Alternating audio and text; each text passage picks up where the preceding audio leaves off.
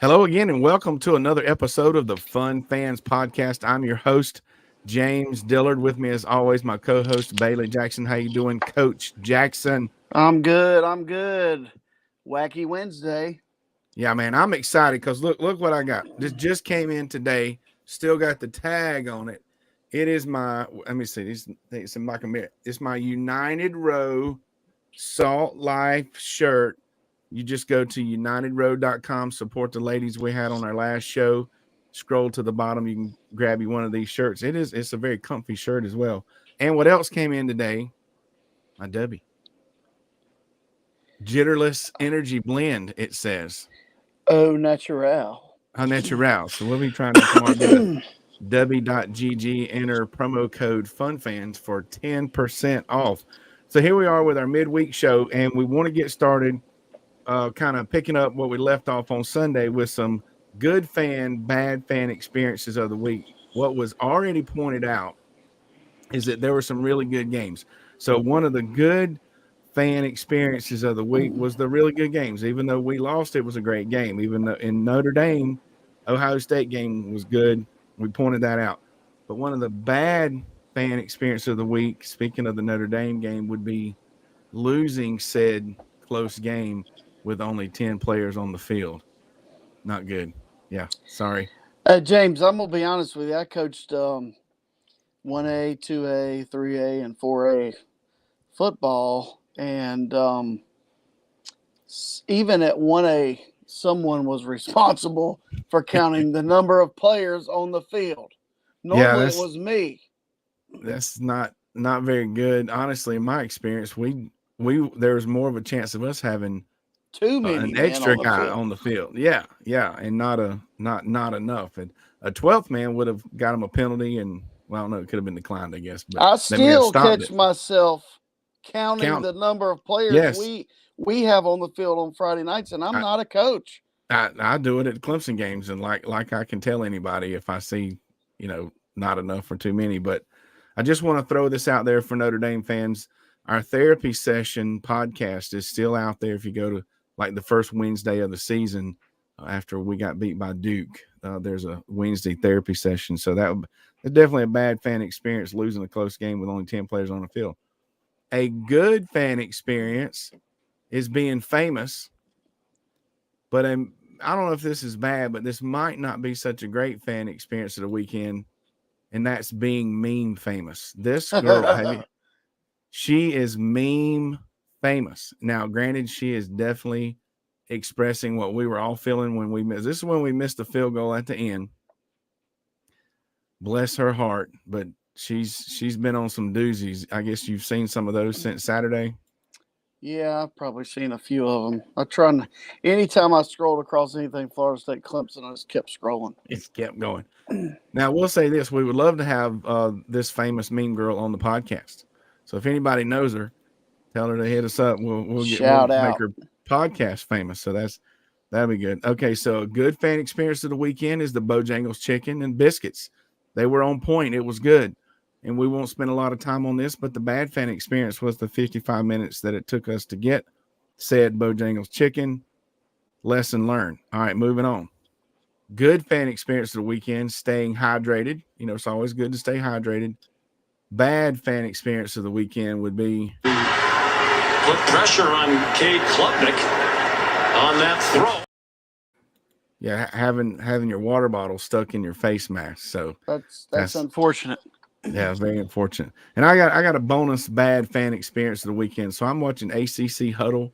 Anybody watches ACC Huddle, you'll know what I'm talking about. But they're live, at the stadium like they always do, and they're up there in Pittsburgh and at Steeler Stadium after the game, and the guy with the blower is blowing off the field. And I mean, just with no care in the world, that they're literally doing a live show and recording it, obviously, while he's just back there just whang, and he gets closer and closer, it gets louder and louder.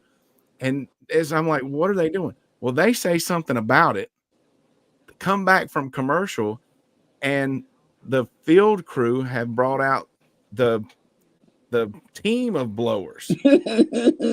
There must be 7 or 8 of them, and they're going across the field, and it's just you can't hardly hear them talk. Hey, And the schedule said clean the field at that time.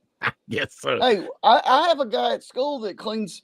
He does a great job cleaning our hallways and buffing them with this machine that I call it the Zamboni. Yeah. He rides around on. Yeah. But I'm telling you, bad time. It doesn't matter what's going on. Yeah. He's doing it at the same time every day. It was not. If you can have that recorded, go back and find it. ACC huddle from this past, because the Eric McLean and those other guys, they kind of, you could tell they did not like that. It was aggravating them, and the guy at our school will blow the horn at you on his buffer. It actually has a horn on it. It says beep beep beep beep. That's awesome. Yep, that's awesome. All right, so those are our fun, not fun experience from this past weekend. On to the new news. Since the weekend, it's amazing what can happen in 3 days. Number one, the kickoff for the Wake Forest game has been announced. Homecoming, August 7th, 3:30. Thank you. Yes, that's kind of like the best spot. The best spot. I think it is. So even my wife is planning the tailgate, which is homecoming. My daughters will be in town. One of mine that has gone to DC for grad school will be in town, so it is going to be a literal homecoming for the Dillards and the tailgate we have. So it's going to be a good time, and we're definitely looking forward to that. And we are very, very thankful to get that particular kickoff time. Looking forward to it. Other news that literally dropped today, and I mean, I don't know. You tell me, Bailey. It's like it's new again today, so it seems more legit, or I don't know. It's like, oh, Clemson's leaving the ACC. Okay, we heard this for like 2 weeks, a month or so ago. Are we just hearing it all over again, or is it actually going to happen? I will believe it when it happens. Well, yeah, I don't go on a lot of he said, she said, they said. I always ask people, who is they? Who is they? Can you be a little more specific? According to Pete Hannity on WSPA Channel 7, the theys are the sports guys that have been really close to the situation all summer. Oh, the sports writers. Those are trustworthy individuals. Yeah. Like the AP voters. Yes. But anyway. All right. On to some football. Big games coming up this weekend, especially the number 17 ranked Clemson Tigers versus the number 20th ranked Syracuse Orangemen. And of course, I'm referring to ESPN's VPI, the power index. So, well, it's funny because ESPN Predictor has Syracuse with like a 55% chance of winning. Oh, really? They have they're 4-0. You know, they beat Northeast juggernaut Colgate in their first game. Yeah. Followed by Western Michigan, Purdue, and then the Army. So it is a very tough place to play, and Syracuse always gives Clemson fits. Always. So, yeah, I think it's going to be a close game. Hopefully it will not come down to a field goal again. Hey, I know that the cheerleaders are leaving Clemson Friday morning at 4 a.m. Is your daughter going? She is. Is she cheering? We don't know yet. Don't know yet. She's going. Game time decision. Well, good for her. I'm glad she's getting that trip. She deserved it. She's put a lot of work into the team, and getting to take those trips, I know, is kind of like a reward, or it is a reward to be able to go see some new places. Yeah, well, I mean, they only travel with so many, as we've talked about before. But hey, this is her senior year.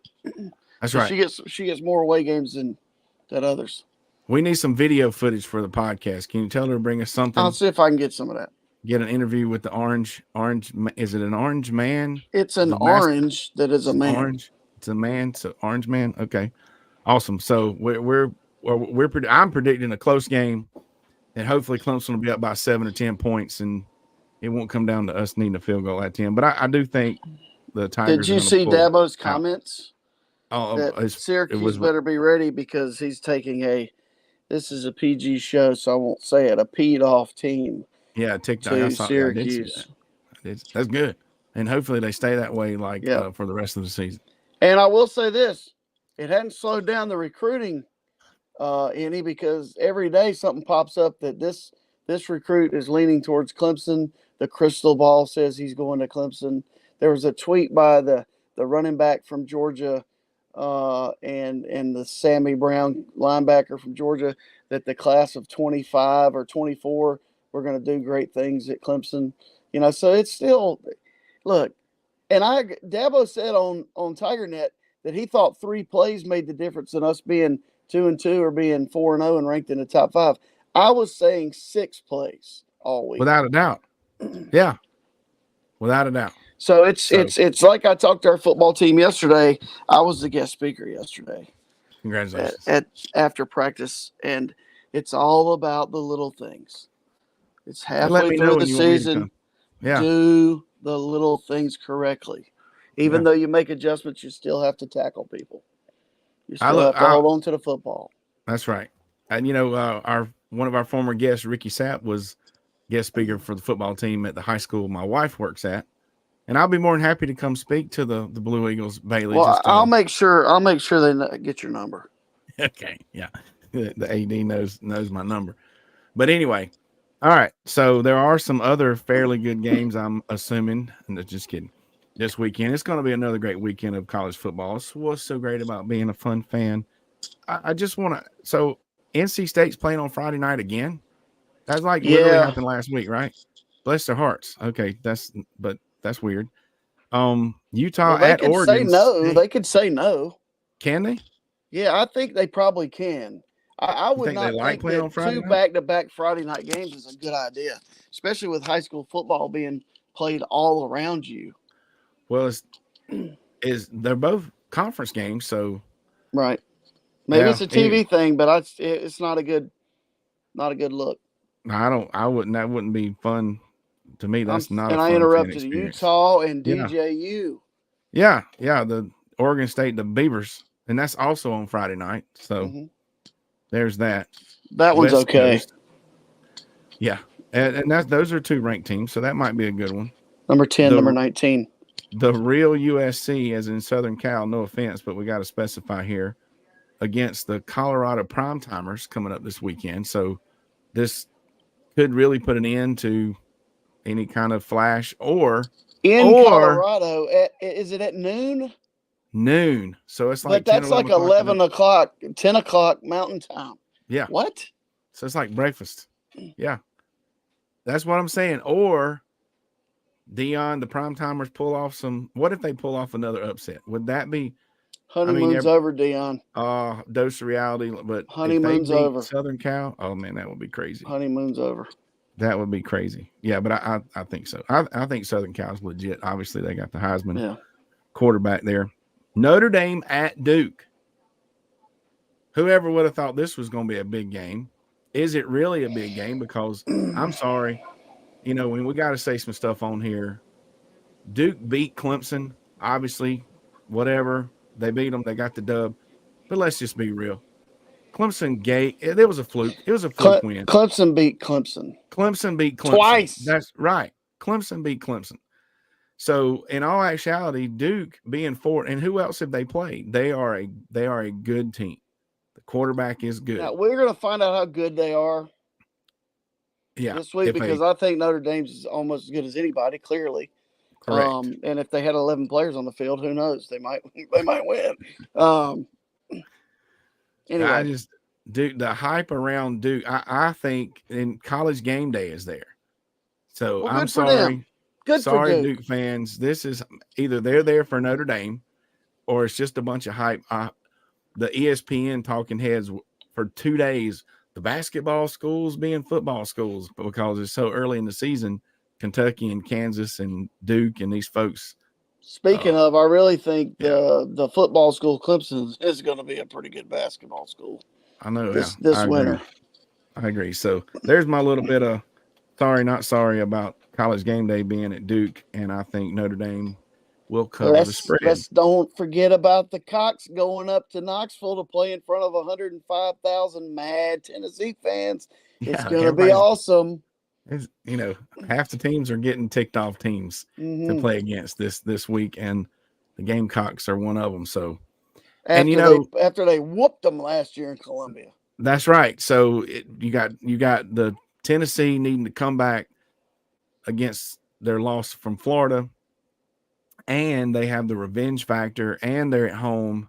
It could get ugly. I think that's another one where Tennessee's probably going to cover the spread. So, but I'm looking forward to the weekend. Definitely looking forward to the games for sure. Speaking of, we normally at this point talk about our tailgating. We've had 3 home games in a row. It's an away game. So let's see, where might I be watching the games? Rubens. So let's just let me think that about swings that. around with 2 locations in the upstate. Find them at rubensc.com. Now, hey, I will say this. Now, you talk about Clemson leaving the ACC, but Carolina, you need to give Carolina credit. 2 weeks ago, they played in Athens. Yeah. Number 1 team in the country. And now they got to go to Knoxville. Okay, it is not easy in that conference. And we know that.